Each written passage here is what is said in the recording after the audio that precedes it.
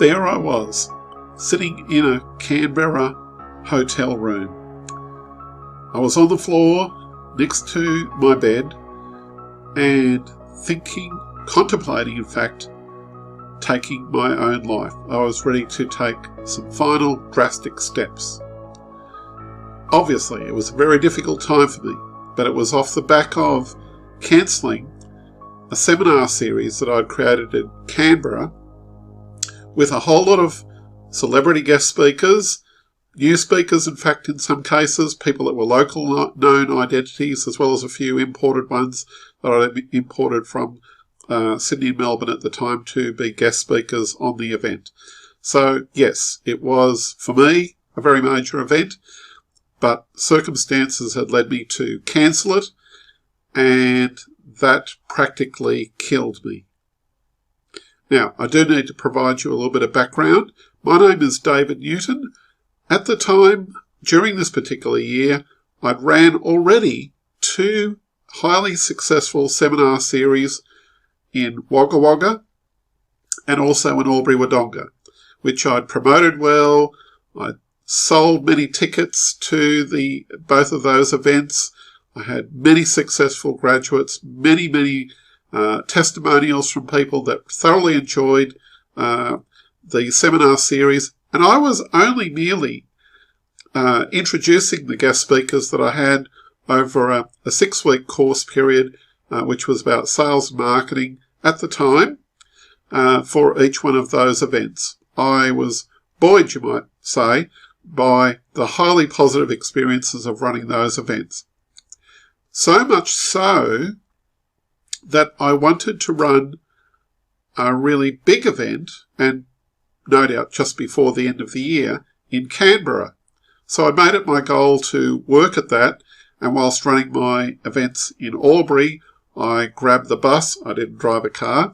I grabbed the bus from Albury to go to Canberra, and to go to Canberra to organise, stay a few nights there, then go back to Wagga Wagga, then go to Albury-Wodonga to run yet another night of my 6-week course that I was doing down there, then go to Canberra. It was basically a kind of a triangle between all those places, and earnestly trying to get my 3rd major event off for that year. And as a little bit more background to that, I had only come out of my first business the year before. I was working 4 part-time jobs before I cottoned on to the idea of running a seminar series that year. I was working 4 part-time jobs. Yeah, a little bit of that was self-employment. But I thought maybe I could get things a little bit more moving by doing something different, something totally different to what I was doing before. That's why I picked on seminars. But I was only 21 years of age at that time, and I think from reflection, that may have also had something to do with maybe to some degree a little bit of lack of ability, and also that of the expectations of all of the other people that are around me at the time. So it is kind of vital in a way to look at it from that perspective. But what was going to happen in the next few hours, shall I say, when I was sitting in that hotel room in Canberra, was probably more crucial, because I didn't know which way I was going to go, honestly. I was at the end of my tether.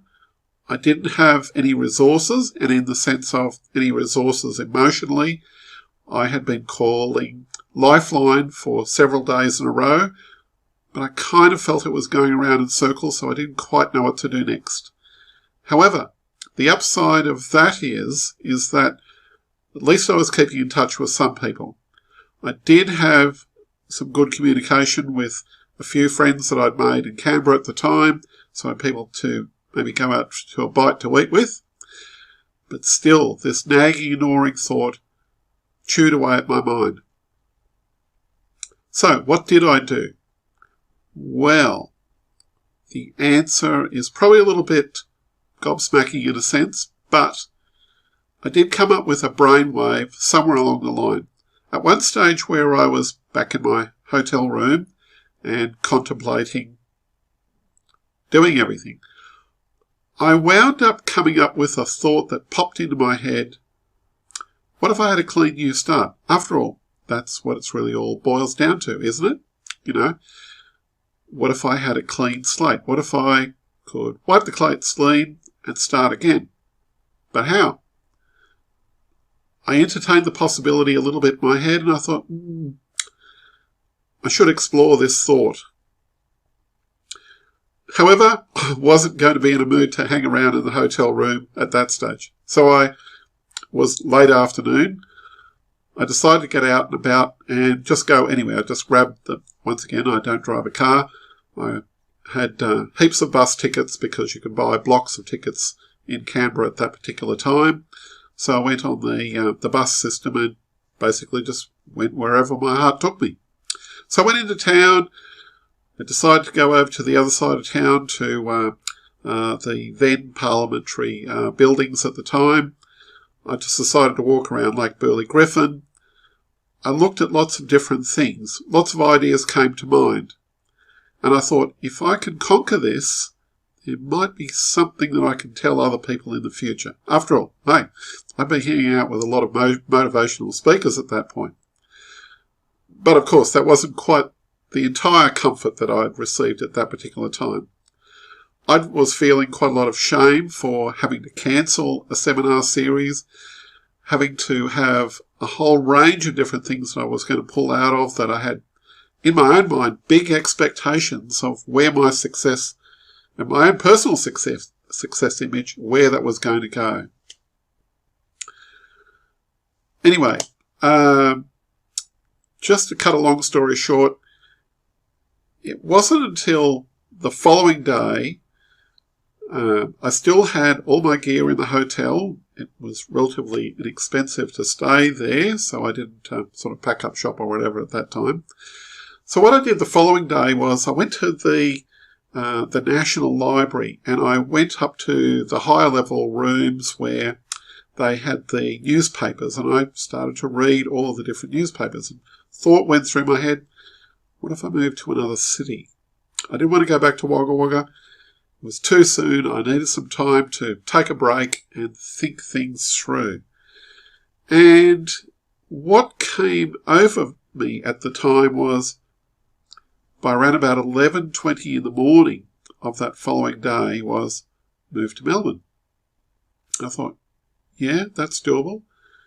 I was thinking, should I move to Sydney? Should I stay here in Canberra? Yeah, maybe I could. I didn't quite understand Sydney enough. Melbourne I knew a little bit. So I thought, okay, that sounds like a good idea. It was my intuition telling me what to do. So what I did was I raced out, bought a bus ticket. Then I went back to the hotel, packed up my gear, and then a few hours later, I was on the evening overnight bus. And the funny thing was there was another little bit of an incident along the way. Matter of fact, there were probably a few different incidents, but one of the incidents along the way was the bus got held up along the way. There had been a tragic accident that particular evening. We're talking here like about 1 or 1:30 in the morning, something like that. It was a tragic accident that occurred in between one of the main stops that we had along the way. And the driver came back and said the two parents of this car had passed away in the accident, and only the kid in the back seat, was basically a baby, probably under the age of 2, was still alive. And I thought, wow, that is just so moving. And I thought to myself, how valuable is life? Now, as the evening went along, things started to pick up a little bit.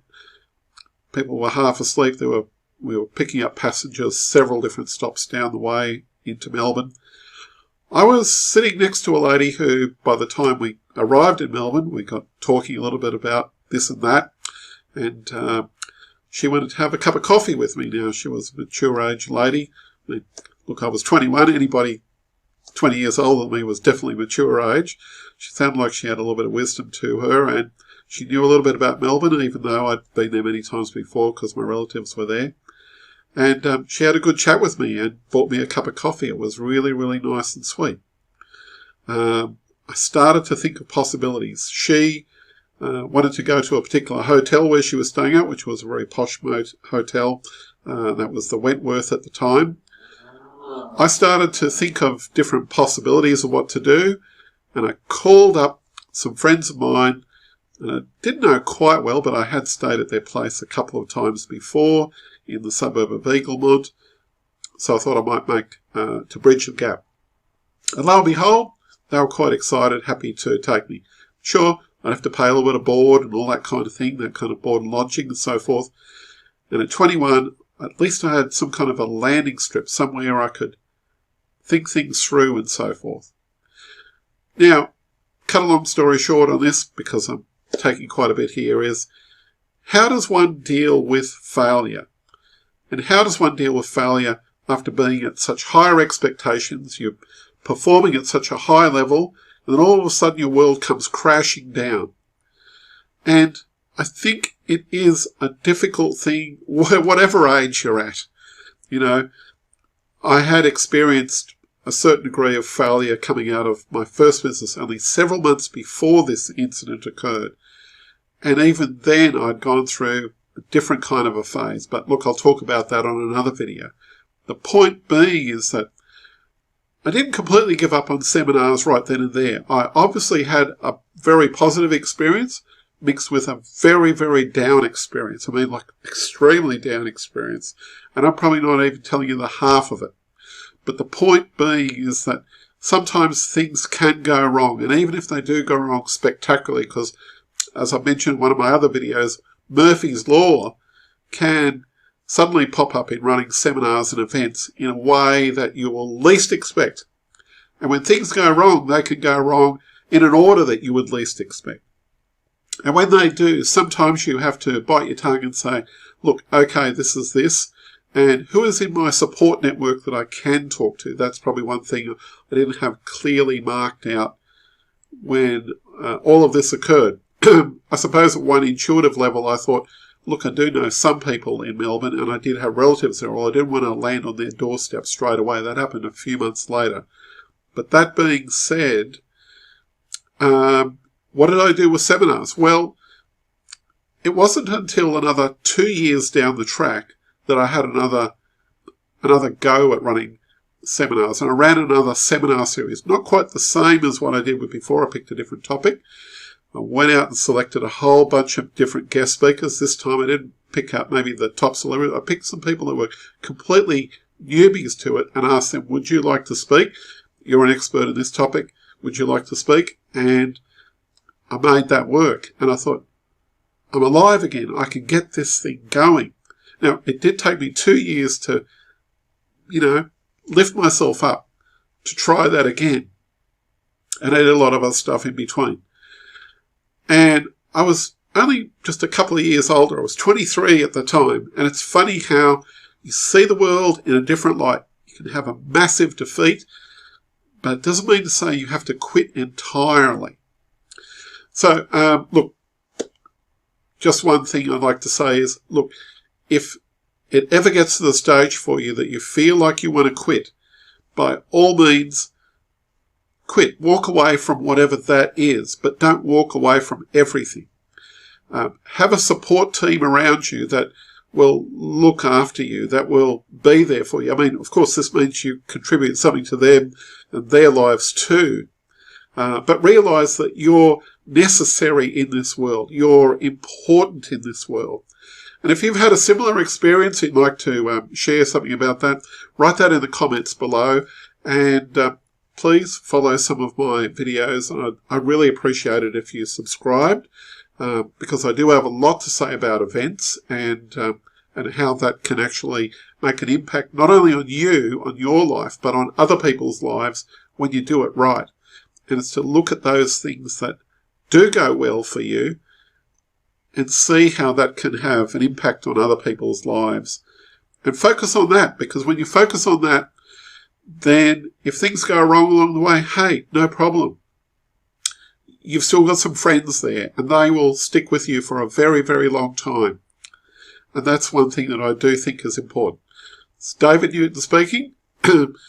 Please look at some of these other videos that are going to pop up here on screen, and I look forward to seeing you in the next video. This is David speaking.